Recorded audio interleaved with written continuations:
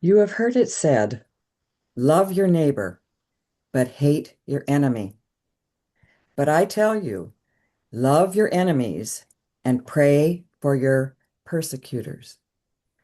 This will prove that you are children of God. For God makes the sun rise on bad and good alike. God's rain falls on the just and the unjust. If you love those who love you, what merit is there in that? Don't tax collectors do as much? And if you greet only your siblings, what is so praiseworthy about that? Don't Gentiles do as much? Therefore, be perfect, as Abba God in heaven is perfect. Holy wisdom, holy word. Thanks be to God. Thanks be to God.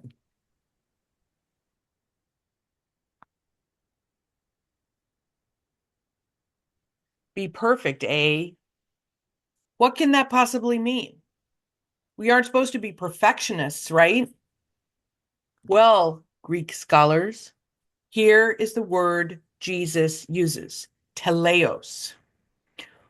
Teleos. Most translations from the good old King James to my favorite translator, David Bentley Hart, use the word perfect. Be perfect, as in complete, whole, fully developed.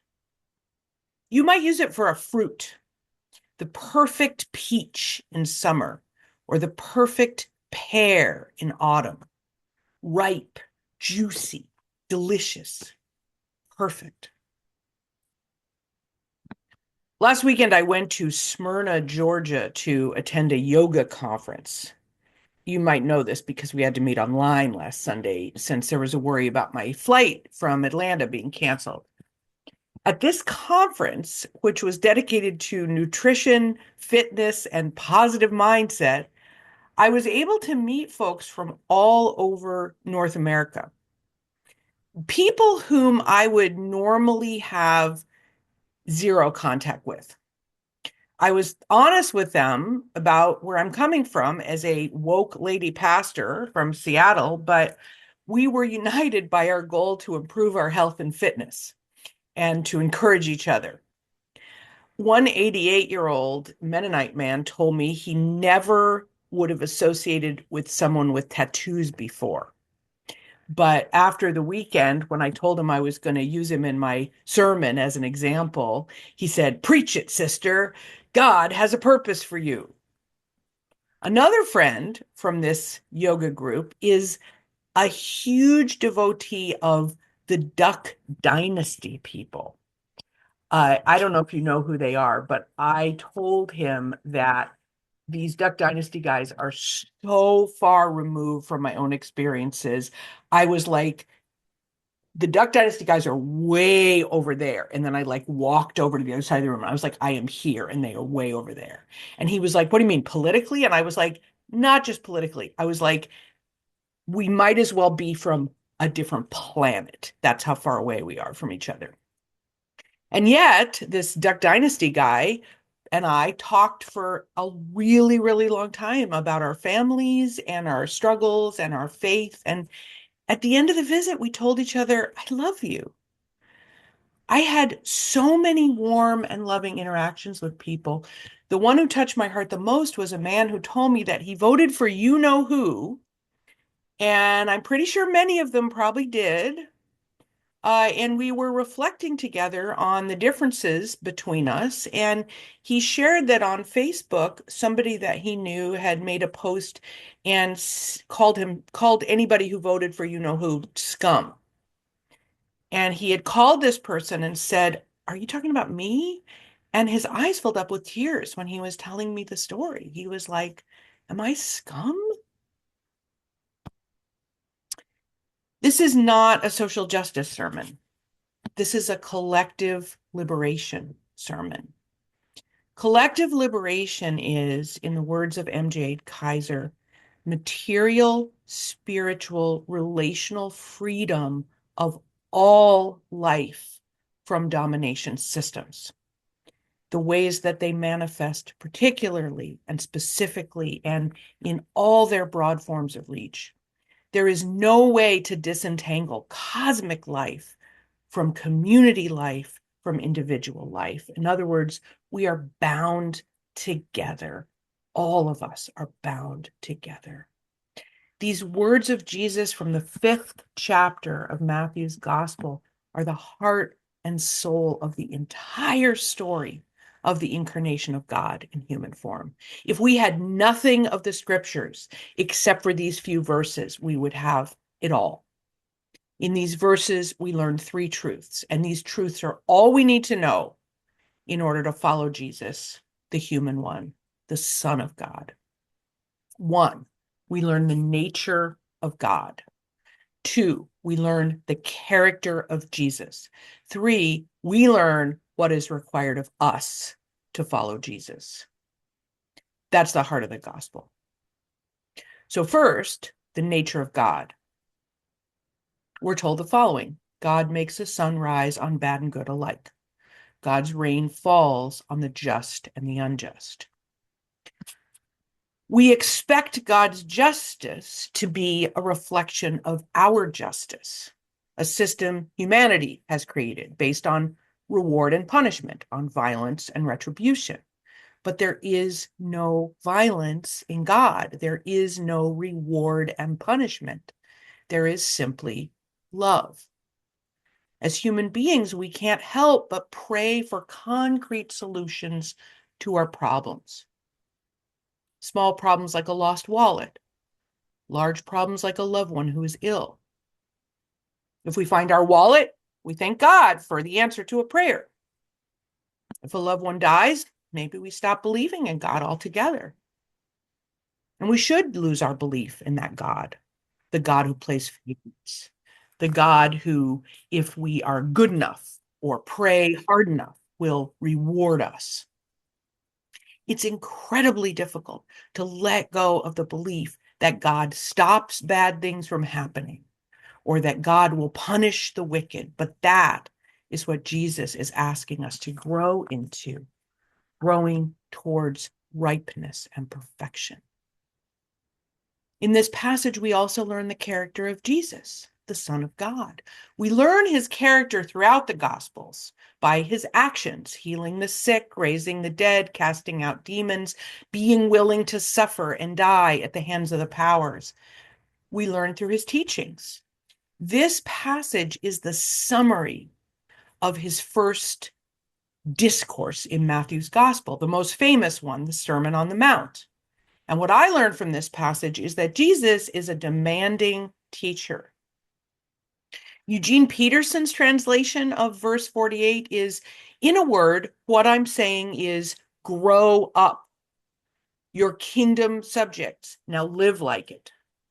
Jesus is asking us to grow up and put away our childish ideas of God, to be willing to follow Jesus to the cross, to lavish the same love on our enemies as we do, not just on our friends, but on our own children. Jesus manifests the very character of God, extravagantly generous, abundantly gracious, infinitely peaceful. And third, we learn that this extravagant and indiscriminate love is what God requires of us as followers of Jesus. It's the love expressed by Gandhi for the British Viceroy and all the British people, as he sought to convert them through non-violence, as he sought India's independence from the crown. It's the love expressed by Dr. King when he quoted the words of Gandhi, "We will match your capacity to inflict suffering with our capacity to endure suffering." This is a far cry from the traditional Christian interpretation of Jesus' directive to love our enemies, which is a similar interpretation whether you're on the conservative or progressive wing. God is on our side. Lutheran pastor Leah Schad is somebody that I respect highly. She's the founder of the Clergy Emergency League, which is a group of progressive pastors who work tirelessly to confront systemic oppression in this country, especially the stuff that's happening now. She teaches woke progressive preachers like me how to connect the gospel to political and social movements. But in her sermon, How to Love Your Enemies, Even Fascist Tech Bro Oligarchs, she said this: failing to correct someone could make you complicit in their sin.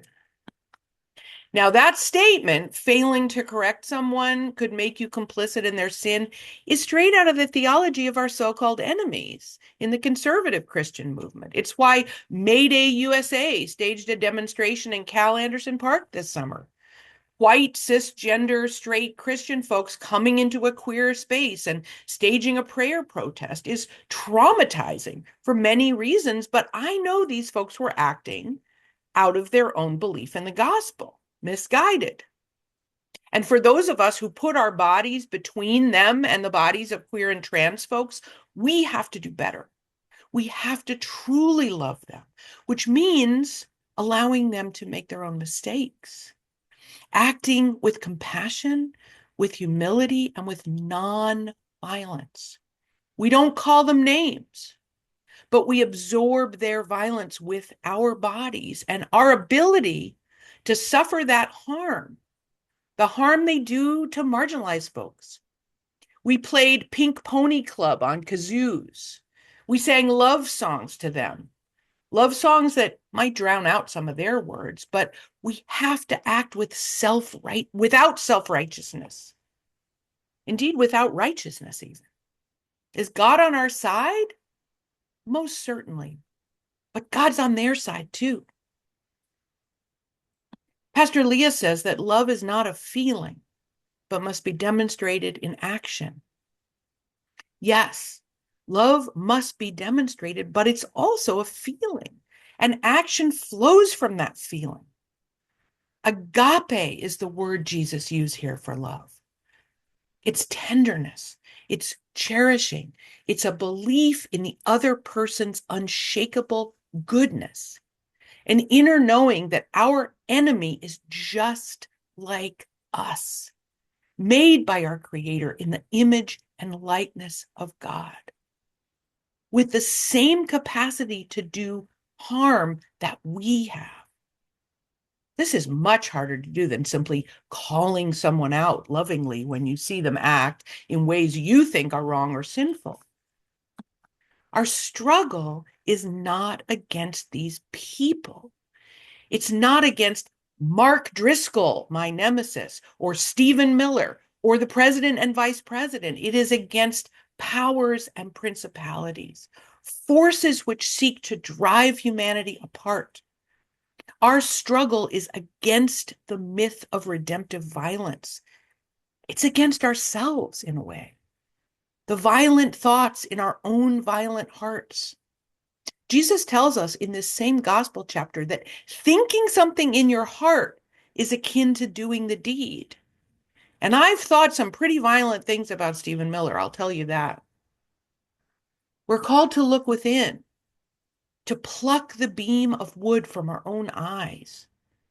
Jesus commands us to go and learn the meaning of the words of the prophet Hosea. I desire compassion, not sacrifices. Richard Rohr writes, until there is love for enemies, there is no real transformation, because the enemy always carries the dark side of your own soul. Normally, those people who threaten us carry our own faults in a different form.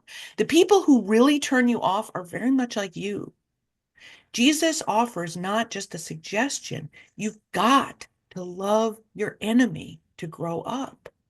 Jesus puts it in the imperative, do it. What we don't like about ourselves is our inner enemy in a certain sense. We must learn to love and forgive that enemy too.